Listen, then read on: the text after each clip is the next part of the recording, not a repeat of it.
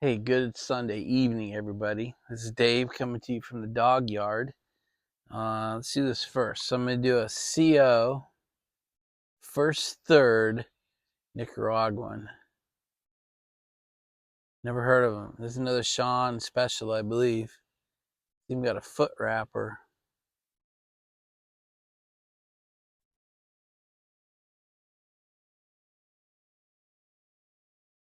Well, I'm not going to make you watch me do this. Oh, there goes the foot wrapper. I'm going to do the punch with my cigar tool. I think that one's too big. I'm going to go with the little one tonight.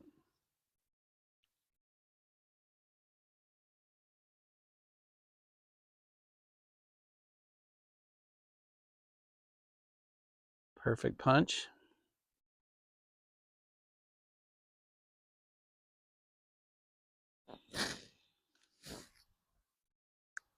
I haven't anointed him in weeks. I'm going to toast the foot for my buddy Jim.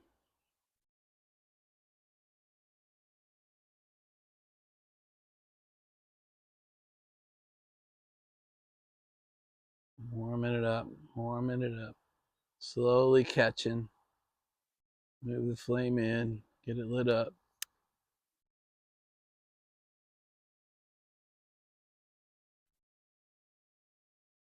All right, you guys, so far so good. Okay, so it's it's about 7 o'clock, 7:30. Still about 90 degrees out here, but the sun is out of here. So I'm in the shade of the forest back behind me, so it makes it much easier to sit out here than earlier.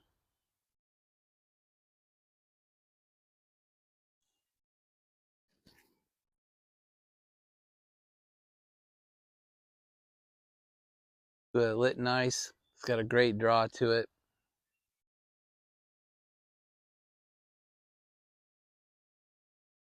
CO, first third, Nicaraguan.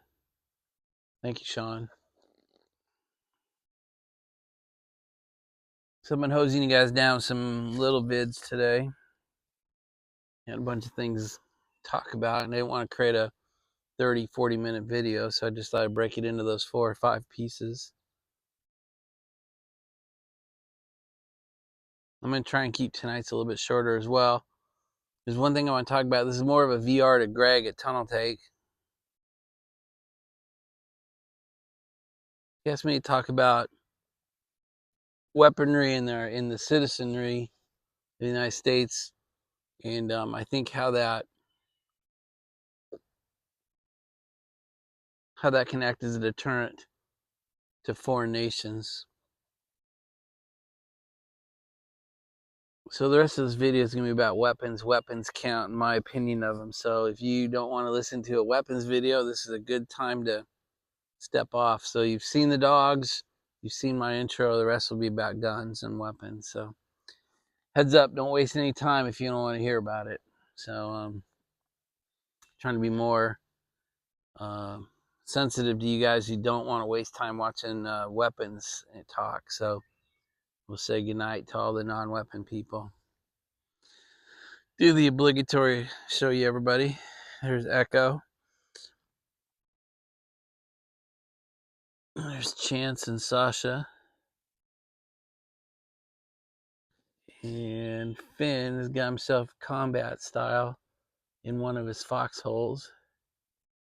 That should make him nice and dirty. That should make Mom really happy with Dad later tonight. Echo's not really feeling the whole thing. She just didn't want to be left out. Sasha's thinking about digging herself a new combat hole. Chance is just wondering what's going on. All right, there's your dog review for the evening. So I think the gist of what got it started was Greg's comment about the World War II Japanese Admiral Yamamoto, and what he said post-war in some of the interviews that he did. So the first thing you do is get a little historical perspective, and then I'll express opinions, and we'll get some numbers on the table as well.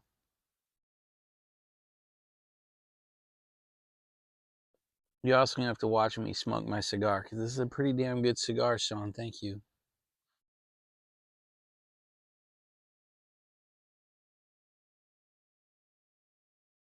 I would put this on the mild side of medium. It's not mild, it's not medium, it's mild plus. How about that? That's for Potter Piper. Mild plus.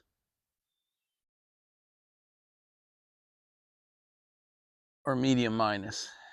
Don't know which way you want to go with that.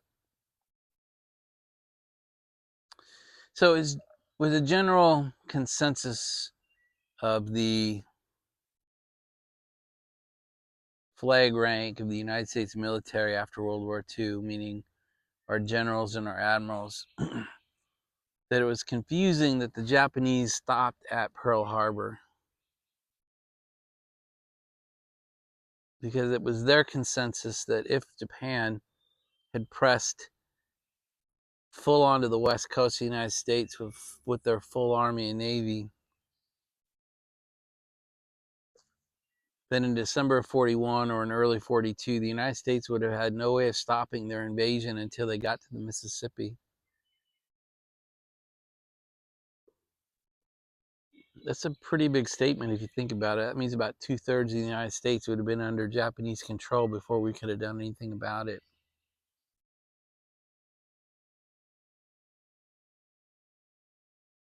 I can't cite you where that comes from. I didn't do the research to say who said that and what council or anything, but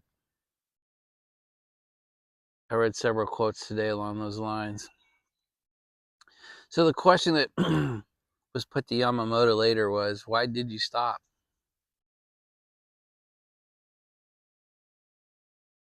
Why didn't Japan, in particular Yamamoto, why did you stop at Pearl Harbor? Why did you not just finish the journey and land on the west coast of the United States?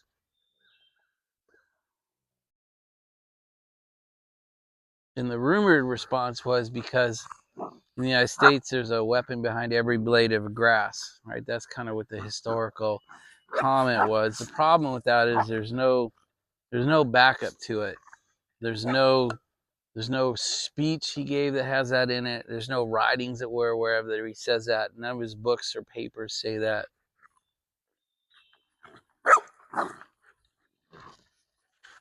So the lack of an ability to cite that questions whether he said that.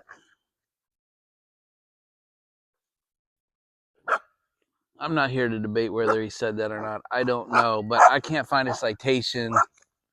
If you read through all the, if you do any sort of real searching, there's just page after page of people talking about they feel like he said it, they're sure he said it, but absolutely nobody can cite it. So I don't know. But that's not what the video is about. What he actually said, and is cited in several speeches and papers, is that he chose not to recommend pursuing an invasion of the West Coast because he felt that every household in the United States had at least one weapon, if not more, and everyone who owned one knew how to use it in the United States. Pre-war, he had spent a lot of time in the United States, and he came to realize that the gun culture in the United States in the 30s, 20s, 30s, and early 40s was pretty much ubiquitous. Almost every family had one, not on the West Coast or the East Coast or Midwest, but pretty much throughout the culture of the United States. Most families owned weapons for various reasons and had been trained on how to use them or were proficient with them for hunting or target shooting or for whatever reason, veterans, prior military service.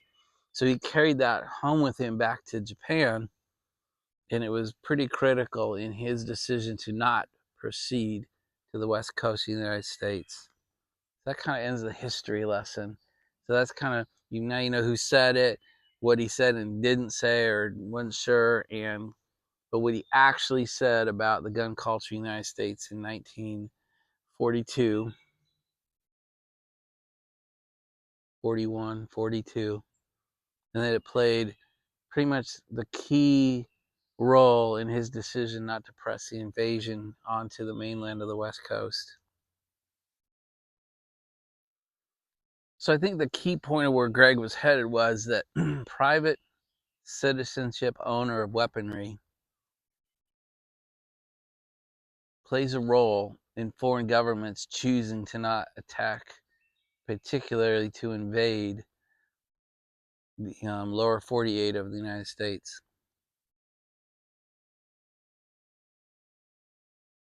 So let's talk about numbers as they exist today. There are three numbers that I think are particularly crucial to the conversation. It's estimated that there are 25 to 30 million people who hunted in the United States in 2023. 25 to 30 million active hunters. The numbers I saw was 15 million were registered and licensed, and that the rest are kind of a guesstimate. But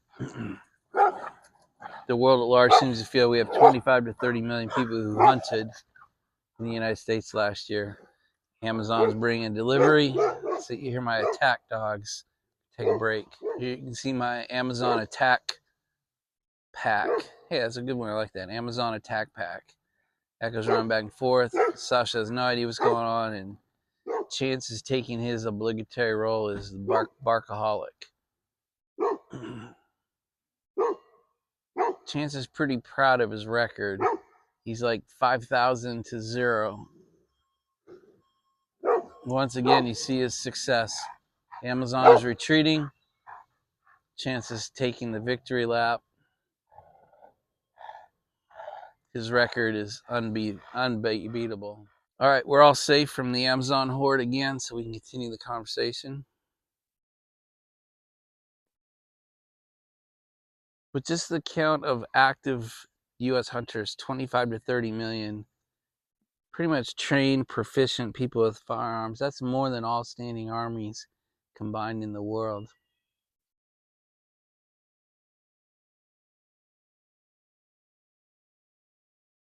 So that alone is something to ponder. The United States, within our own borders in the lower 48 states, has more proficiently armed men than all the standing armies in the world combined. That's number one. One of the three numbers I want to talk about. The second number I want to talk about is the number of weapons in the United States. Let's be honest, we don't really know. No one really knows. I think many of the people who watch and produce these videos have weapons at home that the government does not know about. But in 2017, so 7 years ago, the estimated number was 398 million weapons. 7 years ago, 398 million weapons. So at least 400 million weapons, 25 to 30 million proficient hunters, larger than all standing armies combined. And then the third number I want to talk about, in 2017, there was an estimated 3 trillion rounds of ammunition in civilian hands. That's the other thing I want to talk about. The 400 million weapons are in the hands of civilians, and 3 trillion rounds of ammunition are in the hands of civilians. 7 years ago. Can you imagine what's been gone, what the number is today? But let's leave the numbers where I found them. 25 to 30 million hunters, 400 million weapons, 3 trillion rounds of ammunition. That's just the hunters. So what about the veterans? What about law enforcement? Active military? Gun nuts like myself? I don't think it's necessary to estimate or guesstimate all those numbers because I don't know what they are. So we'll go 25 to 30 million proficient people, 400 million weapons, 3 trillion rounds of ammunition, all in the hands of private citizens, all within the lower 48 states of the United States. It's enough numbers. So opinion time. We've talked history, we've talked numbers, pretty much fact-based. So now we're going to get into opinion, my opinion. So again, if you don't like opinions, it's time for you to go watch the puppies again.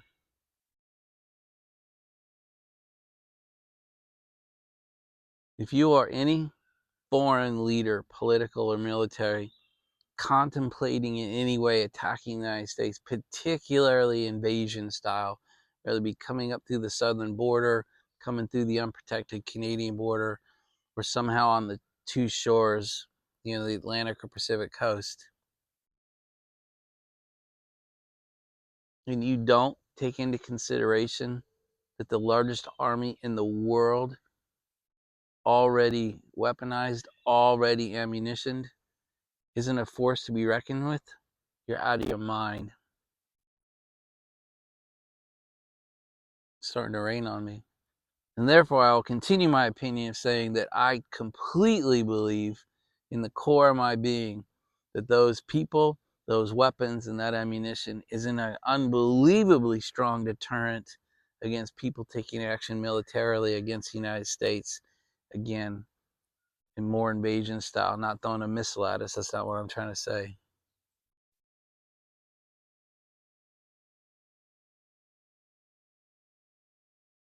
Is it perfect defense? No.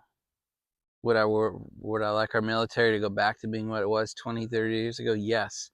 But I stand here and say to you, I firmly believe that private citizen ownership of weapons and ammunition spread throughout the United States is a monster deterrent to foreign interests.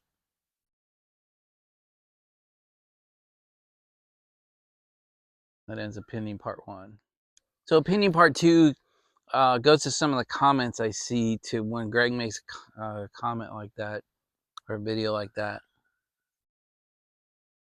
And I get them on mine too. An AR-15 is no good against a F-22 or an F-35 or an Apache gunship. That's absolutely right. Clearly, if we were going down that line, we would not be standing toe-to-toe with an organized military. We'd be in guerrilla mode. We'd be attacking that kind of weaponry on the ground while they're being fueled, while they're being armed, while they're being stored, while they're being maintained. There are lots of ways to attack superior assets.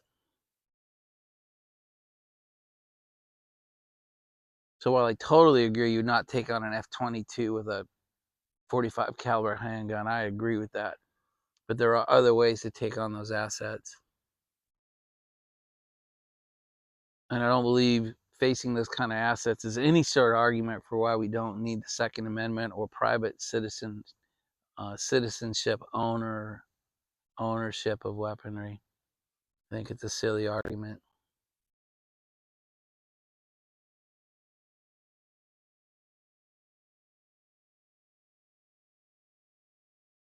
Getting close to the end of my opinions. I don't think I'm really trying to change anyone's opinion or bend you to mine. I just want you to understand the historical facts I base mine on, the current facts that I base mine on, and what my opinions are.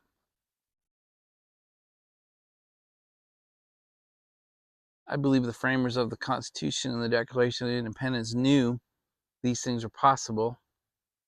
And I don't believe the Second Amendment has anything to do with hunters' rights. I think it has everything to do with private ownership of weaponry to be able to defend against foreign and domestic enemies.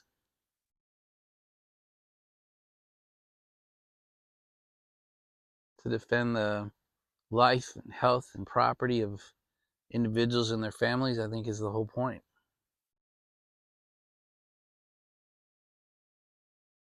I think people who want to ban guns keep bringing up hunting because it's such a small point. So it's the easiest one to pick on. And I believe it's an invalid argument. It has nothing to do with the Second Amendment. So, I'm coming from a biased position, right? I believe in gun ownership. I own guns. I'm proficient in them. I'm trained on them. I practice on them. I believe they are a critical component to the defense of our way of life. And I don't think I'll ever change that.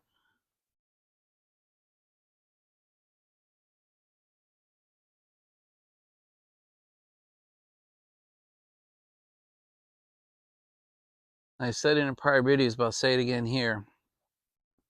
If you hold the position that private citizens should never own guns and they should all be confiscated, I still will stand in front of you with mine and shoot people trying to hurt you. Just because you disagree with my opinion doesn't mean you don't deserve to be defended as well.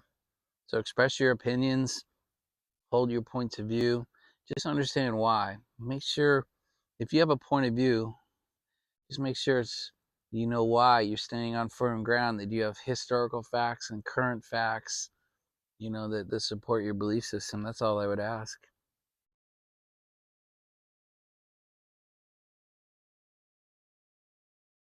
All right, we're getting close to the end here. All right, let's wrap this baby up. I'm going to conclude this video with saying guns are good.